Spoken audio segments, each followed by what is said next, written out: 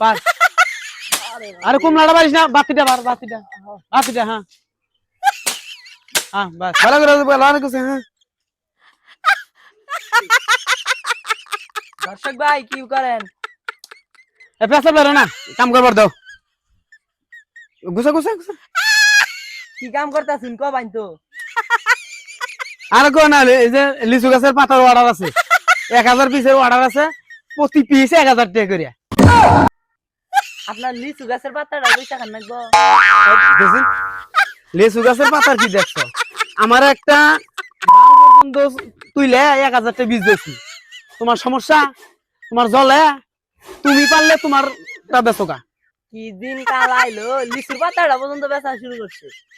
High রে celebrity গো।